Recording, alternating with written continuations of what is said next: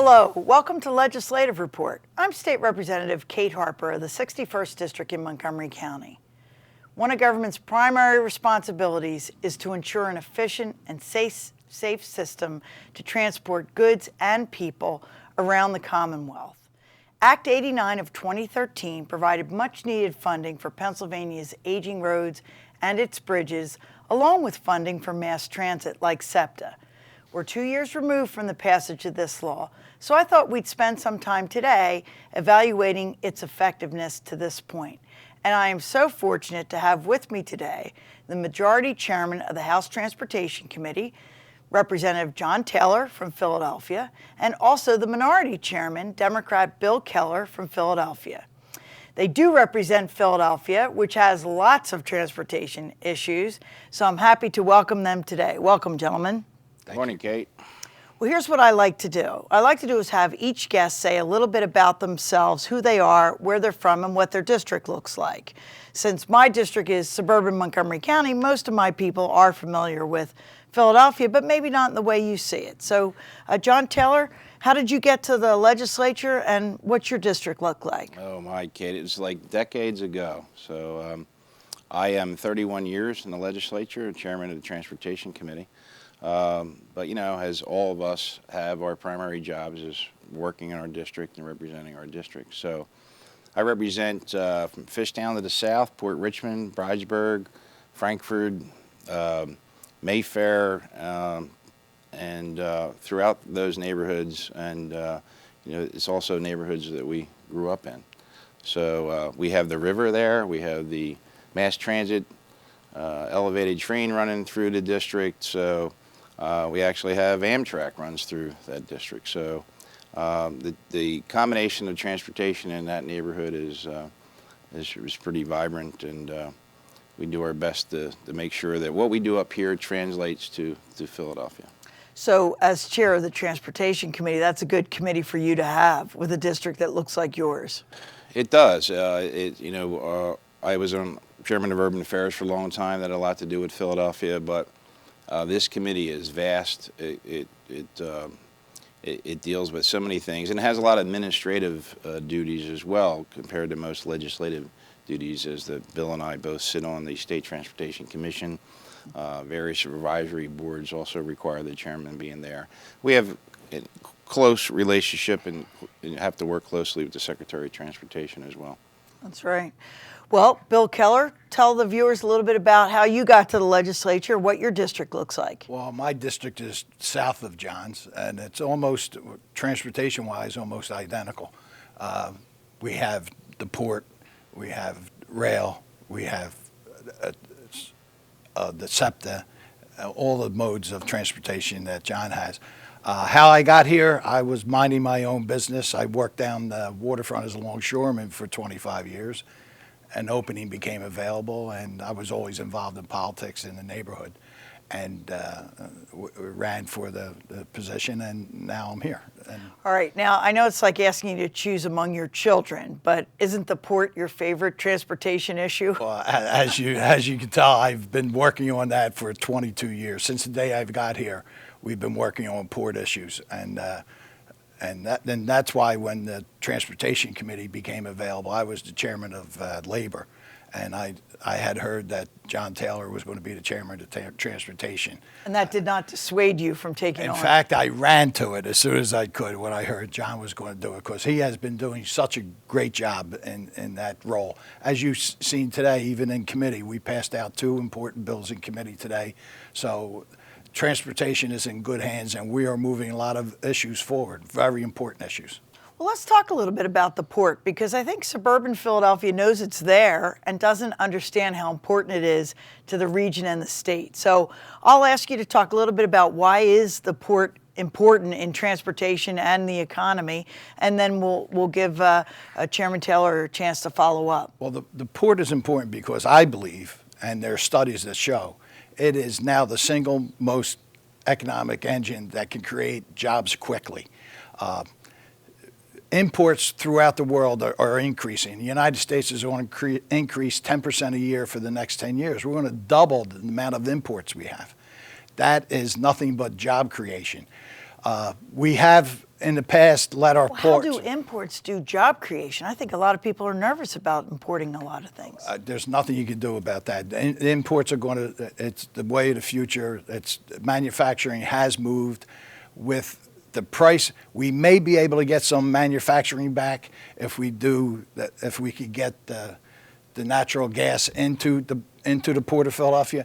That is one way. If we can get cheap energy, that's one of the factors that keep manufacturing offshore. But I think there's an opportunity, but it's not immediate. It's going to take a long time. And John is involved also. As one of the things we're heavily involved is pipelines. We need to get pipelines into the manufacturing areas and into the port areas. That's very important. Because it would be a reasonably cheap source of clean energy, right? As we know, natural gas, you can see the price of oil today. That is singly because of the price of natural gas in the United States. That has driven the price of oil from $150 a barrel to what would they close yesterday, $38 a barrel. All right, so before we go to Chairman Taylor, though, follow up with what jobs get created when we bring things into the Port of Philadelphia. There is a study that says right now we do 500,000 containers a year in the Port of Philadelphia. Those big things that look like railroad cars. The back of it looks like a trailer, tractor Okay, trailer. tractor The trailer. back of the tractor trailer. That's how all goods are shipped today, and it's increasing. Right now we do 500,000, right? We have 200 acres available to create another modern container terminal. If we do that, we could do 1 million more containers, right? We could triple what we're doing. Right, so people don't realize the container itself rides on the ship And then gets on the truck. offloaded and put onto a truck. Or a train. Or a train, okay. Right. People didn't know that, I don't think. People in South Philly do. Yeah, you're absolutely right. But there are studies that says if we can do that, and we now have the ability to do it, and I'm very thankful. I mean, we've had support from all the governors in the past for dredging and making the infrastructure available. But we have, Governor Wolf is 100% on board. And even today, Mayor-elect Jim Kenney spoke at the Chamber of Commerce and talked about the importance of ports. And the importance is because that's what we want. We were at this table talking before filming started. Jobs are the way out. Right. If we could, there is studies that show if we could increase, and we have nothing but the ability to increase, we could create 8,000 to 10,000 jobs just in the Port of Philadelphia. And that's just direct jobs. That's not the ancillary jobs. I always tell people, we talk about this all the time. If I came to Pennsylvania and I said, I'm going to bring a widget factory and I'm going to create 10,000 jobs, it was like, get out of the way. What do we have to do? Right. I'll tell you what New York is doing today. They are out of land. That's the one advantage we have. We do have land available. We have the acreage, we can do it. We Right. do. And New York is out of land. New York's land, the only land they have available is behind the Bayonne Bridge, right? Not only do our ships becoming deeper draft, they're air draft. Right now, they cannot get to that available land because the Bayonne Bridge is in the way, and they didn't design it to get the modern ships under it. New York is right now in the process, and the engineering is done, and they're going to start. They're going to raise the Bayonne Bridge at a cost of $2 billion just to get the economic impact of having a new container terminal in the Port of New York. So you would be a fan of doing whatever we need to do to expand our port? We have to do nowhere near what the Port of New York has to do. All right. Well, I'm going to give Chairman Taylor a chance because I know he's been working on the port, and he also worked pretty hard on reusing the Sunoco refineries too, right? Yeah, that was before our time as transportation chairman, but that was a very important initiative for Governor Corbett and really Congressman Brady and every legislator and elected official in Philly. That has continued to reap benefits for the region, not only for the jobs. And the jobs that weren't lost. Right. That was very, very important, but also, to continue the hunt to be the energy hub for the entire state. But going back to the ports, we do have ports in other parts of the Commonwealth as well, both in our rivers and lakes, particularly out west. But Philadelphia is uniquely situated. You have the Tioga Terminal, which is really in my district. Has been busy.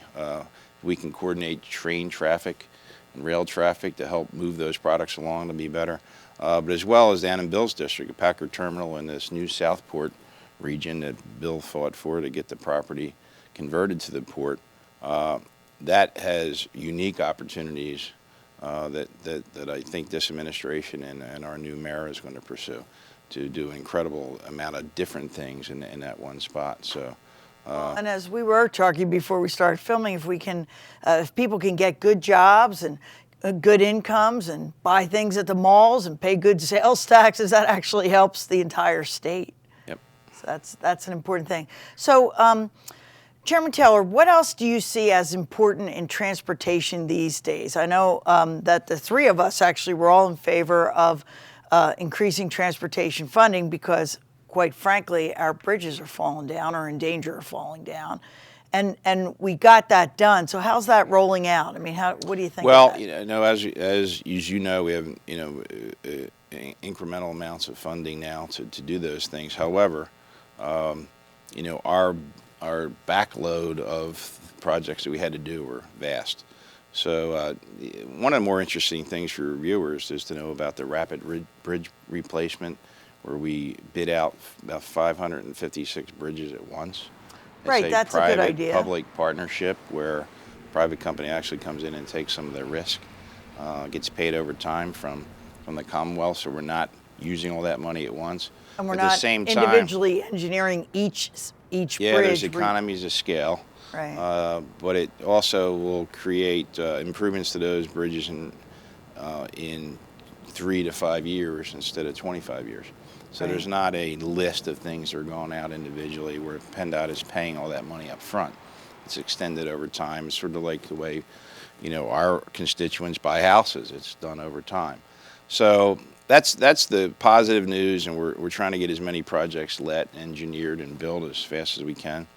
But as you know, being on the committee, we also have a problem with the amount of money that's taken from that motor license fund and put towards the state police. We certainly support funding the state police, but the fact that it comes out of this very fund that's dedicated to building roads, that's constitutionally created to just roads, highways, and we pay the state police some of that money because of what they do for highways. But that particular expenditure from the motor license fund is got out of hand, and we need to scale that back and put that into the general fund. Well, I think you're making a good point that some viewers don't know. Gas taxes in Pennsylvania are required to be used on roads and bridges and things like that, and not for the general fund. We don't fund schools, for example, out of our gas tax. We use that money for transportation-related things. And they may not be aware that we actually pay for most of the state police out of the Roads and Bridges Fund, motor vehicle fund, because in the past, at least, state police and still patrol state highways. But they also do many other things. I mean, I think in suburban Philadelphia, you have to understand that most of our communities have their own police departments or contract with a neighboring township for their police department, and very few actually use the state police for coverage. Now, the further out you get, Bucks, Montgomery, Chester, and Delaware, the more likely it is that the community will be using the state police for regular policing functions. And I think a question comes up in Transportation Committee, and it has come up. Well, it's okay, we're paying for state police for everything they do for our highways, and they do a lot. Is it okay if we're paying for what they do as basically a local police department? And I think that's one of the issues. But if we don't pay for them out of the motor vehicle license fund, we're going to have to pay for them somewhere else. And we won't discuss the budget, okay? Because we don't have enough time for that. But hold that thought, and we're going to take a quick break. Legislative Report will be back in just a moment. Stay with us.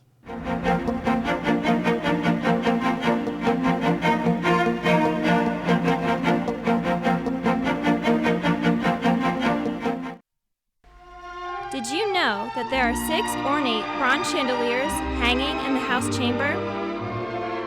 The 4 large chandeliers are estimated to weigh 3 tons each, yet these iron and brass fixtures painted in 18-karat gold manage to dangle effortlessly. It takes 168 light bulbs to light the large chandeliers and 84 light bulbs on each of the smaller chandeliers. As you can imagine, changing the light bulbs when they burn out is far from easy. Workers must build scaffolding in order to reach their 1,450 light bulbs. Today, special, long-life, low-wattage energy-saving bulbs are used to lessen the amount of times that the light bulbs will need to be replaced. Now you know. Did you know? Since 1905, the State Museum of Pennsylvania has been offering an interactive and educational experience of the state's vast history and heritage. Each year, the museum is a playground for more than 135,000 schoolchildren and adults exploring culture and history of their state and country. Memorial Hall features a larger-than-life, 18-foot-high bronze statue of the Commonwealth founder, William Penn, standing right in front of a monumental memorial, the Battle of Gettysburg Picket's Charge. With more visitors than almost any other Pennsylvania museum, you're probably wondering, what's so exciting? It may be the 4 floors of interactive and displayed exhibits ranging from the Earth's beginning to present day, or the planetarium, where visitors can witness the wonders of galaxies and stars beyond Earth's surface during one of the many shows offered throughout the year. Perhaps it's pretending to put on your lab coat as you view the uncovering of fossilized bones in the Dino Lab interactive exhibit. It offers a once-in-a-lifetime chance to see millions of year-old fossils. Be prepared for exhibits just like ones in the State Museum. Or it's visiting a constant favorite, the Mammal Hall, with full-scale displays of Pennsylvania's wildlife and lifelike dioramas. But the real reason for the State Museum's popularity, the many adventures around every corner, and something for all visitors to experience and remember. Now you know. Welcome back. I'm State Representative Kate Harper. My guests today are the 2 chairmen of the House Transportation Committee, Representative John Taylor and Representative Bill Keller, both from Philadelphia, as it turns out. They serve as the majority and minority chairs of the committee, John Taylor being the majority chair. And we've been talking about the port, and we've also talked a little bit about a transportation budget. And while gas taxes and licensing fees and things like that go to transportation-related things only, not schools, not things like that, a significant part of our budget actually goes to pay for the state police, some of which is related to our highways and safety on our highways, and we are all grateful to state police. This is nothing against them, but some of which is not. So what is the committee going to deal with that issue? Because any money that we're spending on things not related to highways is less money we have for fixing roads and bridges and building new things. So we use the motor license fund for the state police because it is contributing to highway safety. But we predict that probably by 3 or 4 budgets from now, it'll be well over $1 billion extracted from the motor license fund, which is coming alarming. out. And it'll restrict PennDOT's ability to maintain roads, to build new construction. But the first thing we're going to try to do via resolution, and we're going to do that this week, is to ask the Budget and Finance Committee to really investigate, use its investigative tools to figure out what percentage of the state police budget should come from the motor license fund. The state police are not just on our highways. They're policing throughout the Commonwealth for a variety of different things.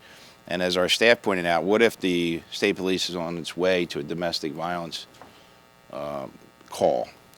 Which is not unusual. Is that highway related, or is that just policing in general? What if there's a robbery or whatever? So we're going to find out that extra percentage. To spend gas taxes and license fees on things that are not related to we should not roads and bridges. We should not be. And I think that's the law. It's a trust fund. Just looking at it, from a common sense point of view, there's no way that 75% of that budget for the state police should come from that fund. Right. So we're going to try to determine what percent should be coming from that fund, and then we'll still have quite the challenge of scaling that back from the motor license fund, transitioning it to the general fund, and finding some money in the general fund to pay for another expense. Correct. I don't think that's going to be easy. So let's switch gears a little bit and talk about other things that the committee's worked on. Driving under the influence is a big issue for our committee. because people get killed, people get hurt. It's a source of many accidents on our highways, not as many as it used to be, I don't think, but still is a problem. Now, we did have a hearing a couple of months ago where we talked about ignition interlock, and I personally was very surprised that ignition interlock's a lot cheaper than it used to be, and there are actually companies out there that will, rent an ignition interlock system, which would prevent somebody from driving drunk. They have to blow into a little tube, and they wouldn't be able to turn it on if they had alcohol in their system. So I want to ask both of you as chairman, are we going to be able to do anything with this the new technology of ignition interlock? It might be a way that people who have a DUI problem can, really change their lives and start going to work, but without endangering the rest of us for being drunk while they're driving. Do you have any thoughts on that? You want to start? Well, the chairman has conducted another study, and it should be done pretty soon, and that will answer a lot of the questions. And we'll be able, I think after we get that study back, we'll be able to close the loopholes in the DWI laws. And as you say, we'll be able to probably to put, interlock in there and help save more lives. Well, right now we restrict people from driving while they're under suspension, and there's a mandatory jail sentence if they get caught. Nevertheless, people still drive. After they've been convicted of DUI or driving under the influence, they still drive.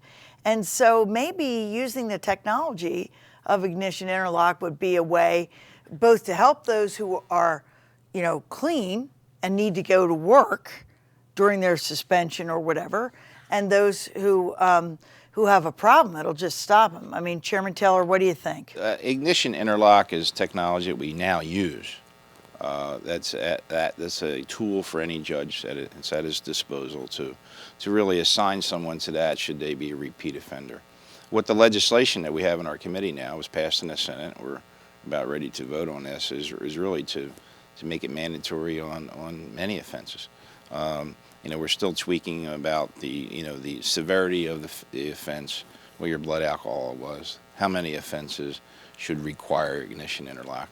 And there's other technology as well, such as ankle bracelets, which would really prohibit anybody from consuming any alcohol at all if that's part of their sentence for repeat drunken driving.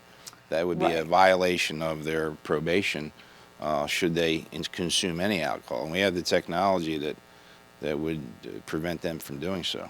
Right, but then you have to be very careful, and we always do, about how to write the laws, because the guy who gets caught driving under the influence once after a bachelor party is different than the guy who's got a problem and gets caught at 0.15 or above, which is where the accidents are occurring. So I'm not saying that at 0.10 or 0.08, which is our current standard of blood alcohol content, that you should be driving. I'm not saying that. What I'm saying is we know statistically the more drunk you are and the more often you are drunk and driving, the more likely it is you're going to cause a serious or fatal accident to somebody else. Yeah, and that doesn't get to every single driver, but it helps reduce our odds.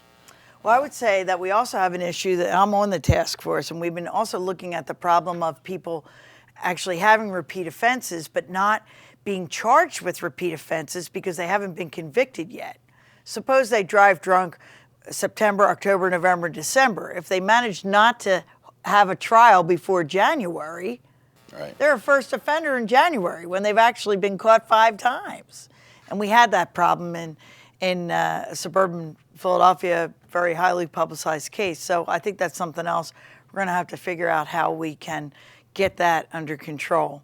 I know some states actually seize your car. I think that's a little drastic for Pennsylvania, but I do know that there are other ways some states deal with it. So what other issues are there in transportation that the committee should be working on? Now, I know when we have meetings, we tinker around the edges of many issues, and what do you think? Safety on the highways, as DUI prevention is certainly one of them, but the other is work zone safety. Yes. And whether you talk to PennDOT or to the governor or to the Turnpike officials, they're very, very concerned, as well as the the workers that are on those projects, that people ignore work zone signs, they ignore the reduction in speeds. And it's going to be incumbent upon us to make sure that when those work zones are posted, that they're actually work zones. They have to be real. Otherwise, Be people real. see the sign And they and they take don't it slow down seriously. because they don't see anybody working. But here's the other problem. I don't think the public knows we've actually passed laws saying you've got to get in the other lane, and you've got to give either a police officer or an emergency worker room on the sidelines. And they get a ticket, they get angry. I've gotten some angry, emails from constituents who didn't even know that was the law. But it is the law that you have to move over. Right. I think they're also unaware that if you get caught in a work zone exceeding that posted lower speed limit, the fine is like doubled. It's terrible, and the fine's big.